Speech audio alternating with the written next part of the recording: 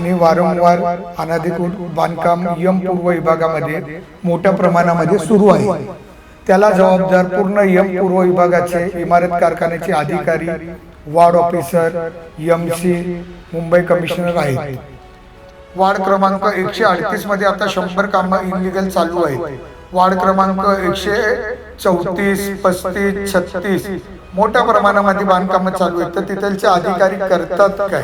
Shivajinagar मानपूरमध्ये TB कॅन्सरचे patient खूप वाढलेले आहेत. एका साईडला तुम्ही बघितलं तर आरएमसी प्लॅन, दुसऱ्या बाजूला एसएमएस कंपनी, डम्पिंग.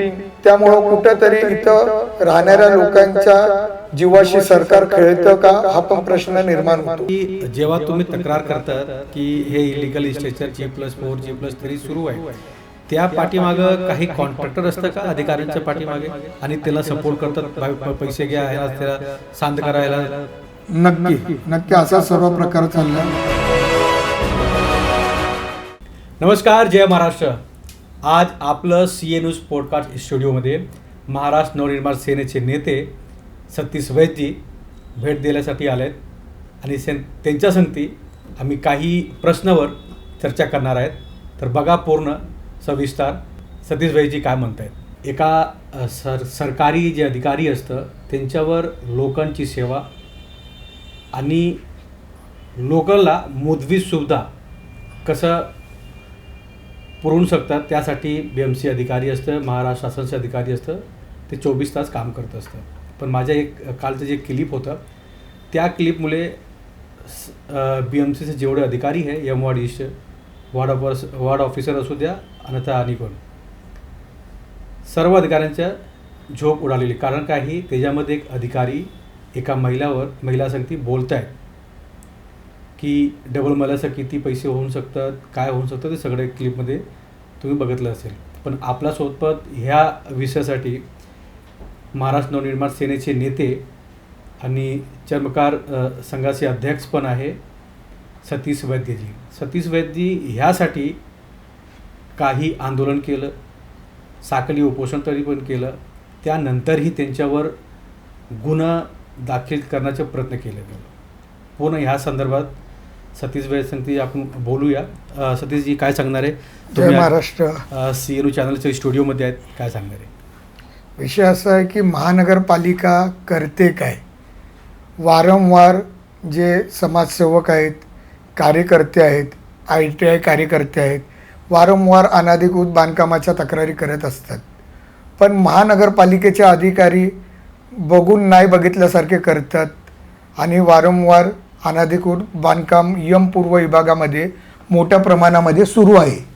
त्याला जबाबदार पूर्ण यमपूर्व विभागाचे इमारत कारखान्याचे अधिकारी, ward officer, MC, Mumbai commissioner आहेत. आत्तापर्यंत मी 200 इनलिगल कंस्ट्रक्शनचे कंप्लेंटी केलेले आहेत. Ward officer Ashwini Bhide madam, त्याच्यानंतर DMC नांदेडकर मॅडम यांना कळवलेलं आहे आणि पत्रव्यवहार पण केलेलं आहे. पण तरीसुद्धा महानगरपालिकेचे अधिकारी कारवाई करत नाही. आत्ता गेल्या आठवड्यामध्ये जेव्हा खूप मोठा पाऊस झाला त्यावेळेस road number 10 plot number 24J1 हे घर पडण्यासारखं झालं.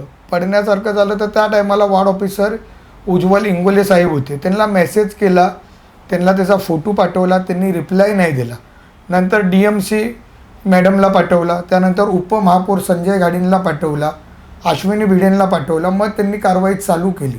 जर ते घर पडलं असतं बेंगणवाडीमध्ये तर कमी कसे पण 7-8 लोकांच्या जीवितहानी झाली असती. पण ते मिनी सतर्कतेने महानगरपालिकेला पोलीस स्टेशनला कळवल्यामुळं जी घटना घडणारी ती टळली.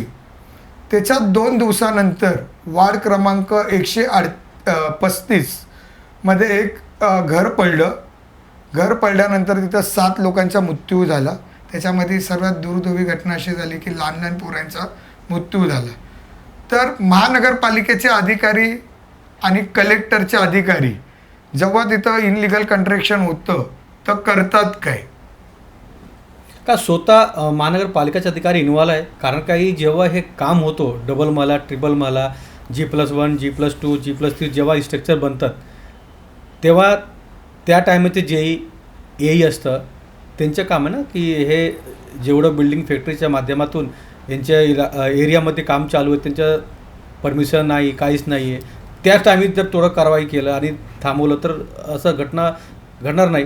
तुमचं बरोबर आहे. या विषयावर मी महापौर, उपमहापौर, मुंबई कमिशनर यांच्याकडे मागणी केलेली आहे. ज्या टायमाला ते बांधकाम बनत होतं त्या टायमाला तो अधिकारी कोण होता.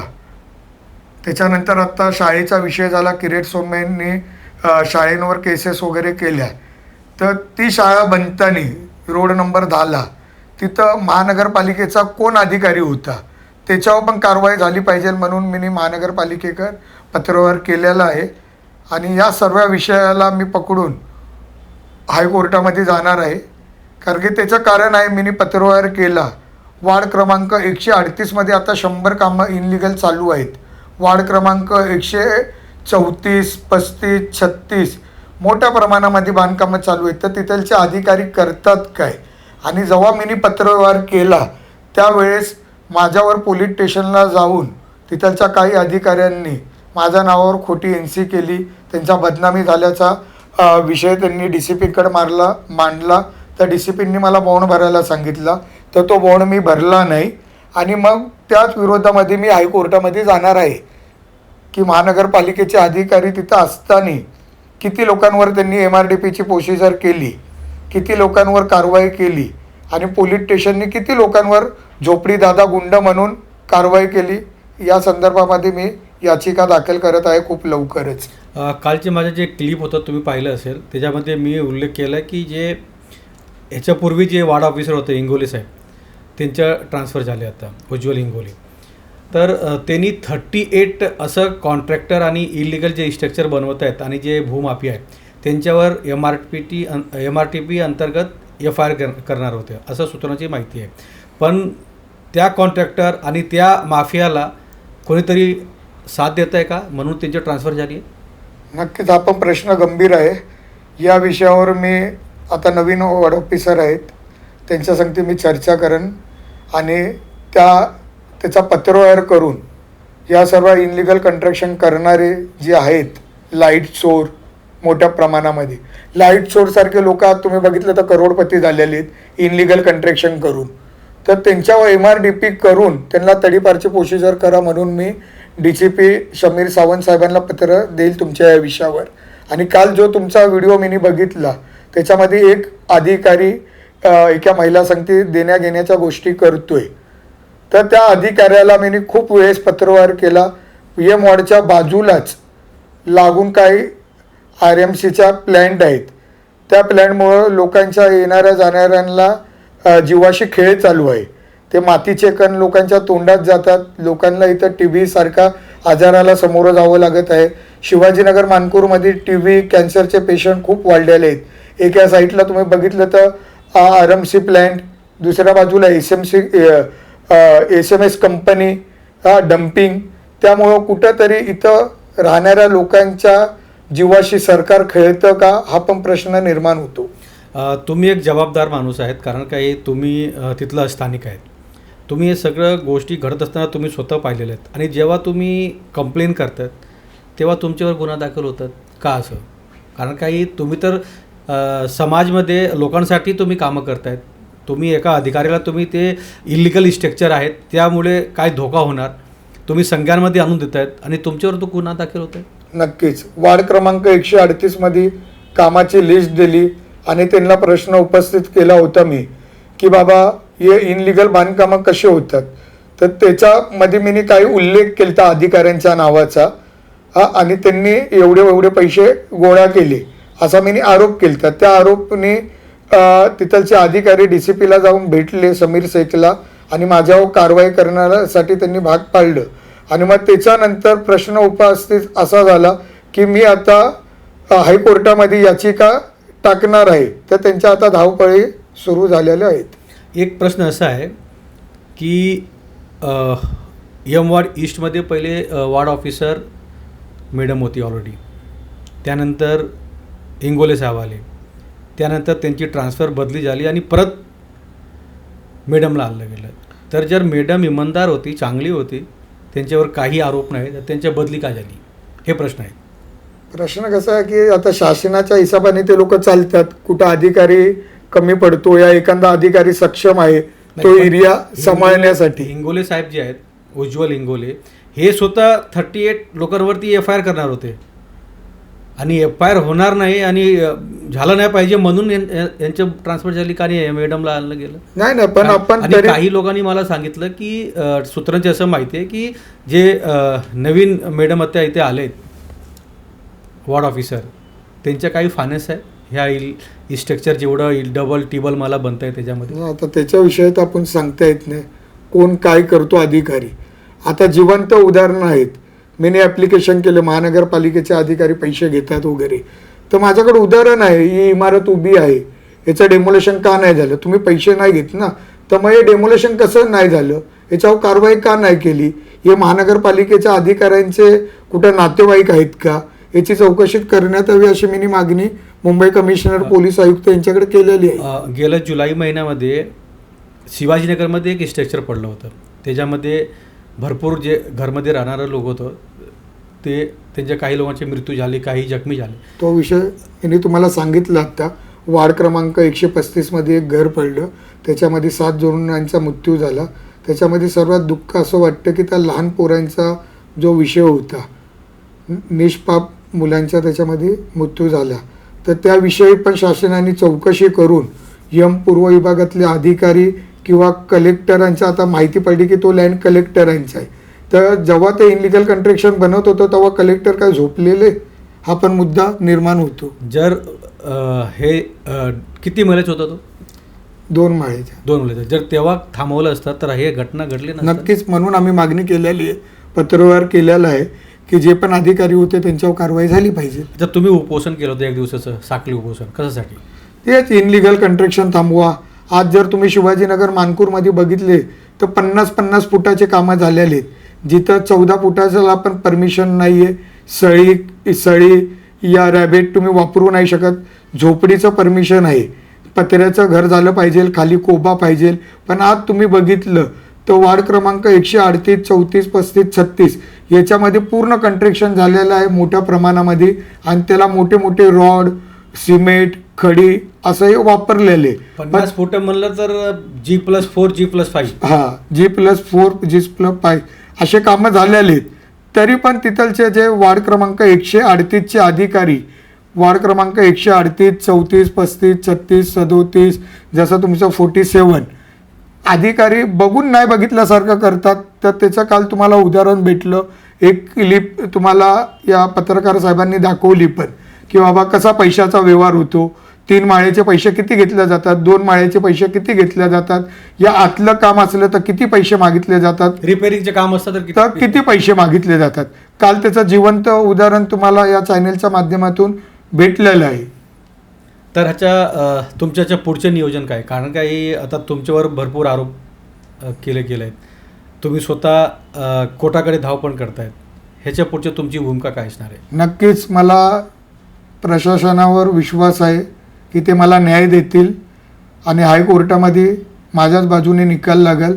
जेवढे भ्रष्ट अधिकारी आहेत त्यांच्यावर 100% हायकोर्ट कारवाई करेल असं मला वाटतं. एक शेवटचा प्रश्न असा आहे की जेव्हा तुम्ही तक्रार करतात की हे इलिगल स्ट्रक्चर G+4, G+3 सुरू आहे, त्या पाठीमागं काही कॉन्ट्रॅक्टर असतं का अधिकाऱ्यांच्या पाठीमागे, आणि त्याला सपोर्ट करतात, पैसे घ्या, ह्याला त्याला शांत करा, ह्याला?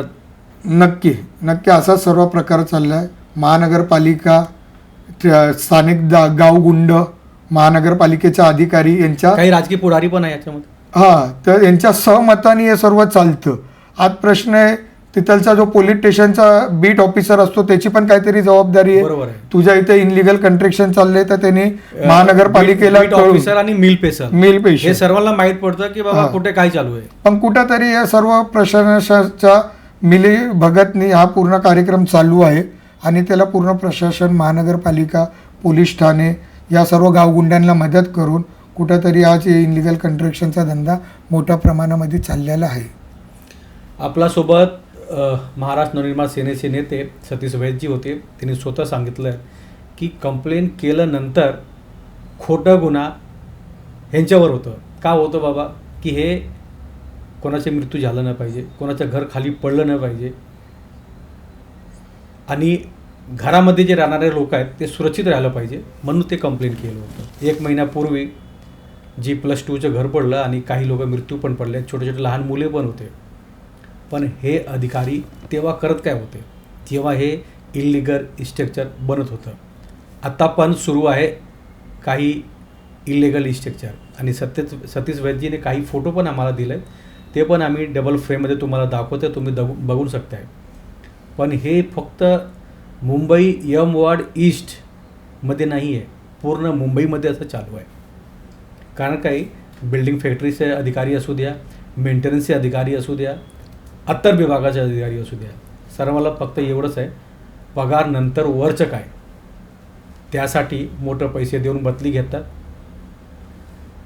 जास्त पैसे देऊन त्यांच्या मनमुताबिक जे वार्ड आहे तिथं जातात ट्रान्सफर घेऊन आणि तसं इल्लिगल पूर्ण स्ट्रक्चरचं काम असतं. बघूया सतीश वैद्यने जे आवाज उचलला आहे त्यावर कधी कारवाई होतं, किती इल्लिगल स्ट्रक्चर होणार आहेत महानगरपालिका, हे सर्व प्रश्न आहे. आणि ह्यानंतर परत सतीश वैद्यजी आम्ही एकदा सीएनमध्ये परत बोलू आणि ह्यावर चर्चा करू. नमस्कार.